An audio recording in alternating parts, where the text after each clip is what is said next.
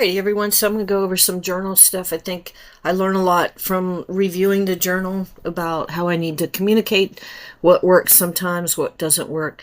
And so this is an example of one of the things that I did this morning. Went out, walked the dog, and there's a directory, and I've played with this directory a couple times with Roger, but I think today was one of the times where I actually got information that I thought was actually pretty good. And so anyway, so I took a picture of this directory. You can see the quality of the image a little bit here. And then so what I did was I asked it, can you review this directory and tell me if you see any shops that may be ice cream shops? And I have done this in the past, and I have not had a lot of luck with it, but today I did. And so basically it said, hey, there is one that appears that might be an ice cream shop, and it's City Center Ice Cream Shop. And even though you can't see the directory too much, it's right there. And there's actually an H there. So I continued the conversation and asked where it was there a code or index that said where it was located on the map that you don't see in the image. And so it gave me the address, which was really good. And then I asked again, though, because I was just trying to find out where it was on the directory map. And then it found a symbol, and it said it was likely A, and that was incorrect. It's H. And then I tried again, and I asked for it. And so it didn't quite find it, but I think what it is the picture was just a little bit too blurry. Maybe if I zoomed in a little bit.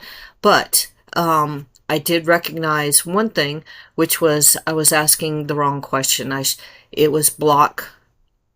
It was labeled block on the directory, and so it could not see that. So it tried to second guess originally that it was probably likely A, which was wrong because it didn't really look. So that was a kind of a lesson for me. That there are going to be times when if the image is not perfect, it's not going to be able to tell you too much. Okay, so one of the other things I did today, let me see, I asked Roger if it knew about a particular publication and asked for recent articles from that publication. So let me see if I can find it. I think it was at 556. Let's see. Here it is. All right, so I asked it to activate beta rabbit mode, and then I asked if it was familiar with the publication called Bleeping Computer, and it did. And then I asked here, I said, can you provide me any recent stories on data breaches? And it did. And so these were some of the recent ones. And then I actually clicked on this link, went to the site, and notice it was August 11th. So it's not too bad. Today's the 17th. So that's pretty good for the journal.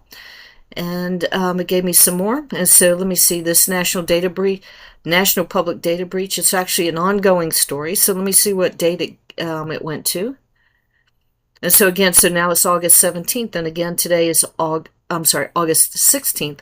And today is August 17th. So that's another example of one, updated information, but two, trying to find a way to communicate. So I asked it if it had a particular publication, because sometimes when you ask, it'll give you information, but it may not be the information you're looking for. So if you have a favorite publication or you know what publication you want to go to, ask it. So I usually ask, are you familiar with blah, blah, blah? And it will come back and do it. And then if it is, then I'll continue with the conversation. And so the last one that I did this morning that I think is interesting, and again, done this before and have had similar success. So let's see. I took a picture of a generator that supports lights for events. And so I asked, can you tell me what this is, and can you tell me how to use it? And it answered. It said, hey, this is a light tower, portable light tower. It goes into why you might use it for temporary lighting for construction, events, and emergency situations. It actually also, from the picture, it picked up that it was a rental. It says Hertz here, but it's actually Hertz, and actually said Hertz in the audio. and it says indicated by the branding. It appears to be, it gives you the model information. It suggests it's energy efficient, and it goes into a little bit more. But what I was trying to ask it was, how can I use it?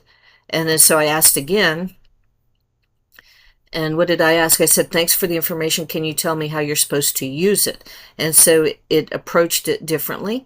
And it said to use the light, and it gave me these general steps, which are pretty accurate. It told me that it can be mounted on a trailer to transport it, how to set it up, park it, extend the mast, ensure the unit's on stable ground. Very basic, but obviously important to know.